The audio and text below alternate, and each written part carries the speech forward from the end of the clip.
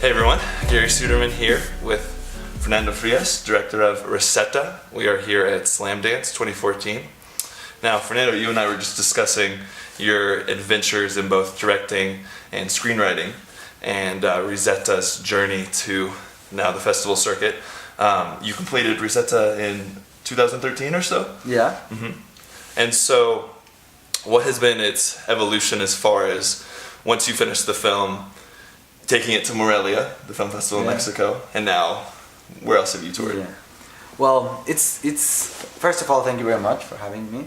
It's been a very long process, you know, like you can take maybe some shortcuts, which is what I did in order to try to make the film, but in the end you have to like complete the circle, right? So we took a while. We shot in 2010, you know, like we actually like the end of the World Cup. Well, the final of the World Cup was in the middle of our shooting, so the World Cup is right next, you know, this summer. So it's gonna be 4 years since we shoot already. I wanted to make the film. When I found out that I got a Fulbright scholarship to go to Columbia University, I said I want to make this film with what I have right now. You know, even if it's shooting with an iPhone or a DSLR camera. So I wanted to make the film that way. I was fantasizing about ways of doing the film. So we had to put everything together in like less than 3 months. We went and shot for 21 days. But of course, a week after, I was starting a program at Columbia University.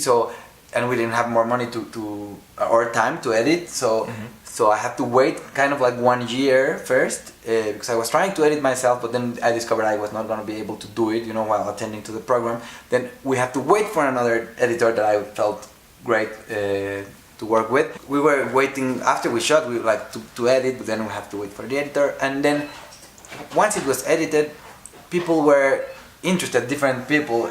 So to be co-producers and pay for the post-production because we shot on film on Super 16 millimeters. So that made us wait a little bit. And then I was aiming to open in Morelia, a festival that I love very much and that I've been there with a documentary before. So I was really wanting to be there. So we sent like the color corrected copy, and they got us in the competition. And so we had to have like a temporary color that we presented there in November 2012. But then after that, like because we got like great press from Mexico, great interest, every festival in Mexico invited us. So IMCINE, the Mexican Production Fund, correct? Exactly, helped us with the post-production, the post-production fund. So we went on, did properly like the scanning, you know, like the color correction, like went more with the sound design, rescued the songs that we wanted to use, you know, because of the soundtrack, and then we were able to play all along 2013 in festivals in Mexico. We were waiting for the North American premiere, and also we went to Europe to a couple of festivals. Wow, so it's been quite this adventure. Yeah, it's been quite a fun adventure. Yeah, I'm really excited to be here now. Absolutely, yeah. And so REZETA tells the story of REZETA, the title character who has an Albanian tattoo at least, says that she's from Albania, might be Kosovo, or there's even a discussion. And so she is a model primarily, and so we see her going to different fashion shoots, sometimes being seduced by the photographers, and finally settling on Alex. Exactly. Actually having a relationship, and with it all the challenges that come with it. And so I'm curious, this is your first feature film. That's right. What attracted you so much in this material that you wanted to tell the story of REZETA? Yeah.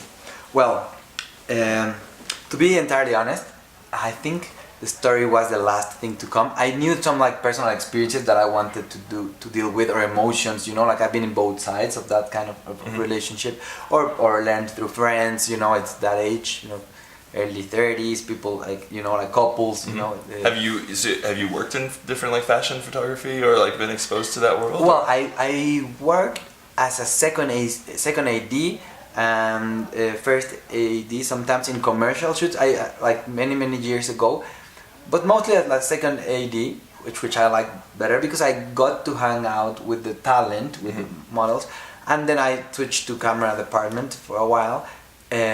But while being on shoots, I would get to talk to these girls, you know.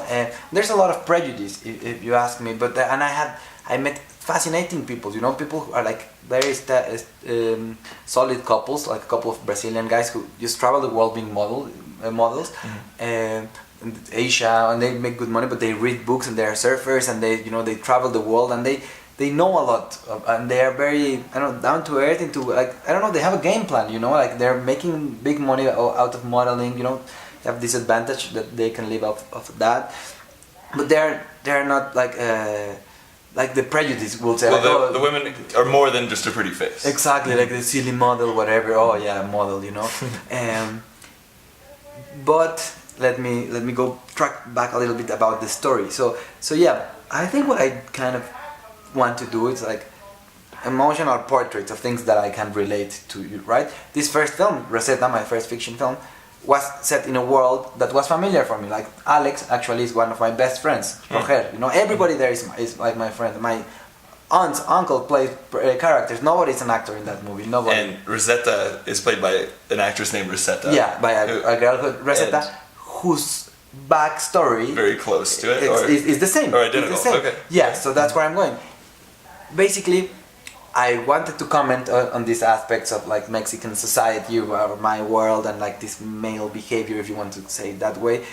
And when I met REZETA, she was the perfect ingredient, right? Like, she's very open, charming. She had this great story of being like war refugee, like coming to the US, then flying to Japan very early, you know, abandoned her family. But that gave her like big wings, you know, like some kind of skill to serve different realities, different environments. So as a story of a fish out of the water or an outsider coming into a place, her vision, her pure vision, was very helpful, you know, like because, you know, she just comes in to Mexico. The movie starts when she enters Mexico, and in the end she leaves Mexico. Right, you know? and we see Mexico through her eyes. Exactly, yeah. exactly.